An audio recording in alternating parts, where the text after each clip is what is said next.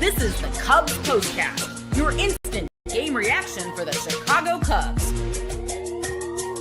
Part of the Locked On Podcast Network. Your team every day. What's up, everybody? Welcome into the Locked On Cubs postcast here on the Locked On Cubs YouTube channel. Owen Casey arrives. Matthew Boyd didn't have his best stuff in this one. The bullpen holds it down. Got a little stressful there in the end, but the Chicago Cubs get the win 6-4 over the Milwaukee Brewers in game one of today, being now the doubleheader. Joe George here with you on all social media platforms at Joe George Radio. Let's talk about it. You guys are welcome in here on the YouTube comments as well. I think I saw Brendan before the show even started here. Yep, wins shouldn't be this stressful. That's why I'm losing my hair. Hey, same here, Brendan.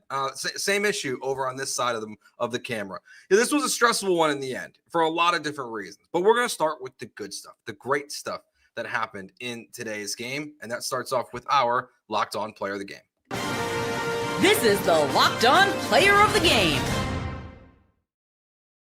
Owen Casey, Locked On Player of the Game. 2 RBI single that made it 2-0 in this one. And then these first big league home run to make it 6-4. We see his opposite field power in that plate appearance there. We knew he's strong. Hit 22 home runs in the minors this year. They talked about it on the broadcast. If you look at the spray chart of where his home runs are going, it was going to a lot of the deep parts of ballparks in the minors. So he has really shown so far as a professional that he can hit it pretty much wherever he wants to. That was really interesting that they were talking about how he wants to drive the ball the other way because he knows he struggles when he gets too pull happy. But we see it in this one. And day one, or game one, I guess it is, of resting Kyle Tucker, it pays off. It doesn't mean it's going to every single game. It doesn't mean Casey's going to be the savior for the Cubs. But for this one, it feels really good. For something that a lot of fans I've been asking for as well, of sit Kyle Tucker, whatever's wrong with him. The Brewers manager was on the score today in Chicago, and he even thinks Kyle Tucker is hurt. So Kyle Tucker is going to be off for a handful of days. Who really knows what that means for the Cubs? He could be back, honestly, as soon as tomorrow. It wouldn't shock me if Craig Counsell hoodwinks all of us with that, but it pays off because your lineup needed juice. And for this game, Owen Casey brings the juice. He brings what you've needed, and that's someone that has gotten on base. He brought in runs, something Kyle Tucker has not been doing. He had a home run. He now has the same amount of home runs since June 19th or July 19th as Kyle Tucker.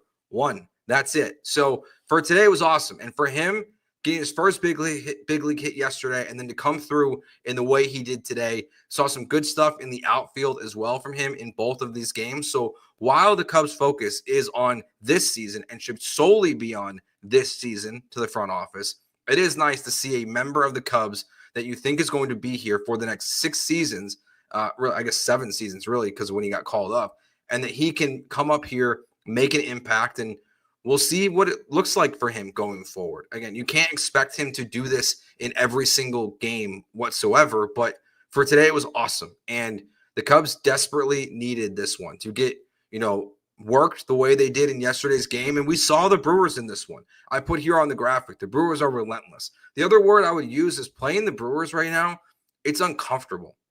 And that's the way playing them is because of what they've done recently. They were down 8-1 the other day and they won.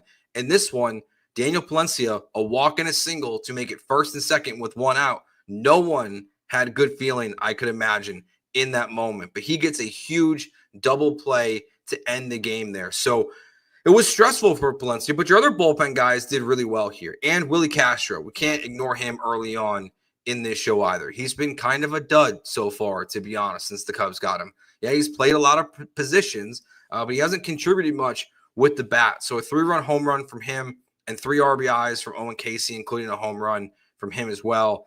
When the other guys haven't done much and continue to not do much is all really good. But there are things in this game that I want to take as a positive also from the lineup. Specifically, Seiya Suzuki, okay?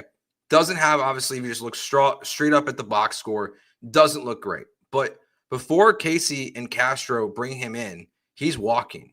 They talked about it on the broadcast today. His on-base percentage, his slug, and all of those things, how a lot of them are down so far this season compared to last year's. You need Seiya Suzuki to find a way to get on base. And with Kyle Tucker out of the lineup, the one thing Kyle Tucker was only really doing was walking. He was forcing pitchers into deep counts. He was forcing his way onto the bag, even though he couldn't hit anything. Seiya Suzuki for this game as well helps fill that void. So all in all, like from a lineup perspective, it's pretty good. Matt Shaw was a foot away from hitting one out of the ballpark. He put a charge into that thing. So, like, yeah, great, good win for the Cubs. But what's different now, it feels like talking about this team, watching this game, it is one game at a time. It is not thinking about of what can come, except for what can happen in the next game. We'll see Jameson Taillon on the mound tonight. The one thing, not to get too far ahead of myself, you got to get some depth out of him in this game. Matthew Boyd, who we'll talk here a little about in a little bit, obviously couldn't go as deep as he probably would have wanted to in this game. A lot of walks specifically there in the second inning, but you've used a lot of bullpen arms so far in the last 2 days. You have to find a way to get some length from Jameson Taillon because your next day off is on Monday. So, look, this was a good rebound performance from the Cubs. It doesn't make up for yesterday. It doesn't make up for anything that's happened, but it's just exciting to see Owen Caissie come up here and be able to make an impact right away like he did. Cubs fan says here, this move should have been made a week ago. Yeah, I don't want to ignore that either. I think the strategy of not playing Owen versus the Pirates is still strange, honestly. And the fact that he came up here, didn't get any playing time after his game in Canada, in Toronto, and then all of a sudden is Kyle Tucker's out, and we think Owen Casey is going to be in the lineup quite a bit. I'm assuming that's what the decision is going to be, is the lineup that we saw today is going to be pretty consistent, that Owen will be in right field, and we'll see Suzuki DHing a lot. Maybe they'll change it up a little bit here and there. Maybe we'll see Suzuki in left with Ian Happ DHing, who was hitting second in this game. Craig Counsell didn't change that. He changed Kyle Tucker, but still leaving Ian Happ in a valuable part of this lineup. He must really have confidence in him right now. Let's see. Eric asks, do you sit Tucker until he's headed back in the game for Casey? It's a great question. I really don't know what the Cubs are going to do with Kyle Tucker. First of all, let's talk about the super positive side of Owen Casey here for a second. Let's say he shows up and he's constantly putting up good performances. Maybe not 3 RBI games constantly, but he's putting up good at-bats, good performances. Well, you don't want to take him out of the lineup. Why would you? So where does he play? Because Kyle Tucker is going to return to this lineup at some point. The best thing to happen for the Cubs right now is if Owen Casey can come up here and be a contributor immediately. Big ask, for sure. But what would you do with Kyle Tucker? So for Tucker, it's 2 things. How much of it is mental? How much it is health? And we don't know the answer to it. The Cubs, in my opinion, have not been totally honest. Kyle Tucker has not been very upfront. Doesn't have to be. PIPA, all that stuff. So as long as Kyle Tucker doesn't feel he's 100% and Craig Counsell and this team feel the same way, you sit him. If that's a week, 2 weeks, fine. Is it strange to not IL him? That's why I think it will be less than 10 days, obviously. It will probably be less than 5. If it was going to be more than 10 days, they would have put him on the IL for a finger injury or something. So because the Cubs didn't do that, even though it's hard to say when it will happen, I don't think it will be, past like Monday, let's say, or Tuesday even, coming off the off day. Let's say Eric also said the schedule's pretty positive. It is, but right now the Brewers games are what matter. Look, go out and win the series. Like please find a way. I've said before, taking 2 out of 3 would be acceptable for me in this one. It's now 1-1. You try to go out there. We know what the numbers say about double headers. It's one of those betting things where you pretty much always pick the other team, but the Cubs got to go out there and find a way to get the win. Kevin says here, Pomerantz has been huge. Of all the things that have happened with the Cubs this year, it might be the most surprising thing besides Kyle Tucker stinking.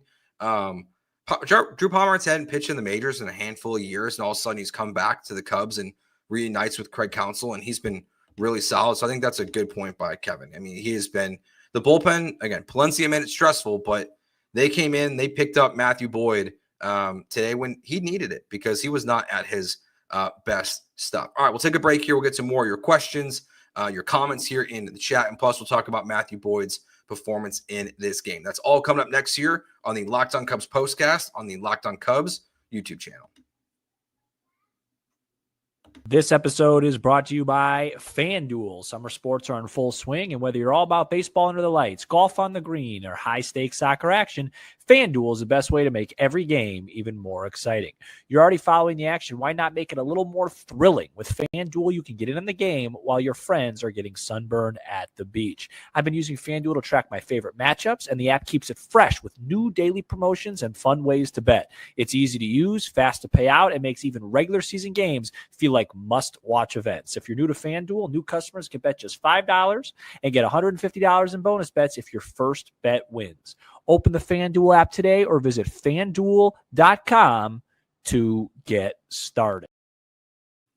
This episode is also brought to you by PrizePicks, the daily fantasy platform that lets you turn your football predictions into real rewards. Preseason's already heating up. It's almost over, and college football isn't far behind. Whether you've got your eye on big-name quarterbacks or breakout running backs, PrizePicks makes it easy to get in on the game.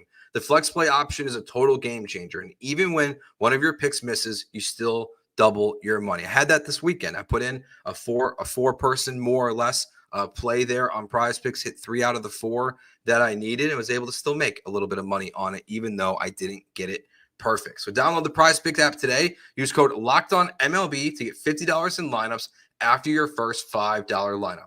That's code LOCKEDONMLB to get $50 in lineups after your first $5 play. PrizePicks, run your game. All right, Matthew Boyd in this one didn't have his best stuff. Had a lot of traffic, specifically the second inning there. Walks 3 guys at one point, is able to get out of the jam. Wasn't the only time. So, look, Matthew Boyd's been excellent this year. He's made a real legit Cy Young case for himself. He's not going to win it, but he's made the argument for sure to be in the conversation with the way he's pitched. He was a well-deserved all-star. He's not going to be perfect every single time out there. The Cubs have had a lot of really quality pitching from their starters since the all-star break.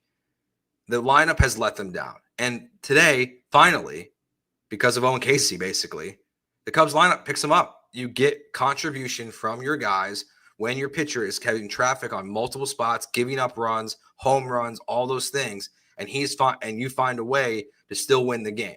And Boyd too, because it feels like he's so often is not facing major challenges in these games. It really feels like it's almost all or nothing with him, and all being a home run. And for the most part, there's not major traffic. So multiple times in this game to be able to get out of it. And then again, your bullpen comes in and shuts it down. That's what you needed in this one to make it worthwhile, honestly. All right, let's see. Darren says Palencia's first pitch over 100 miles an hour sets a pace. It does. It got stressful. I think it was like 102, 101. That guy throws so much gas. Honestly, it's his last 2 closing performances or last 2 appearances have definitely left a little bit to be desired. Obviously, he gives up the home run in his last one that ultimately cost the Cubs.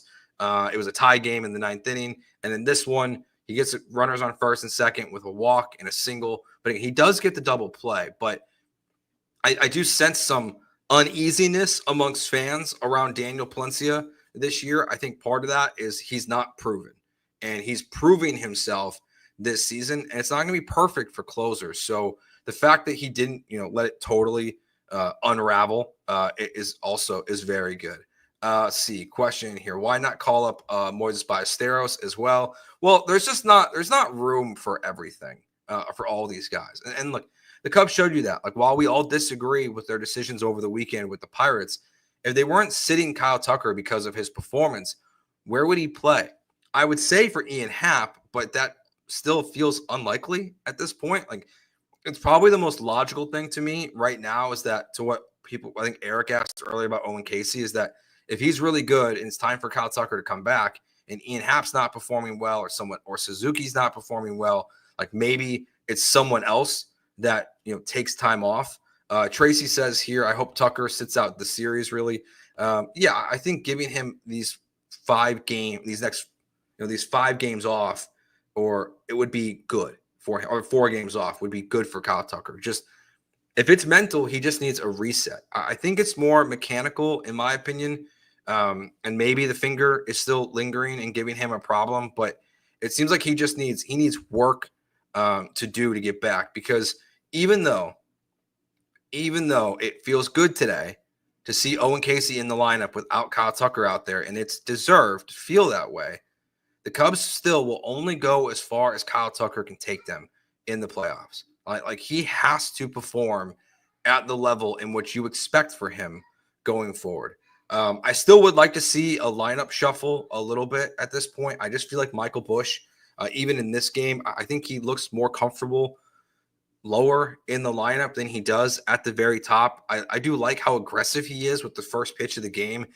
Obviously, a couple of them have left the ballpark, but I just think for the way this thing is constructed right now, I would like to see more of that or more change than what's happened. So good win for the Cubs. Solid performance from Matthew Boyd. Not good, not really a disaster. But again, Owen Casey, the star of this game, hitting his first career home run and having a 2 RBI single as well in this one. That will wrap it up. We'll go a little short today because we're going to be back with you guys tonight for the post-game show as well for after the second game. So thank you guys for watching. Come on back tonight. We'll see you for after game 2 of this doubleheader of the Cubs versus the Brewers. And we're here always for you after every single Cubs game. So thanks for watching. Talk to you guys later tonight.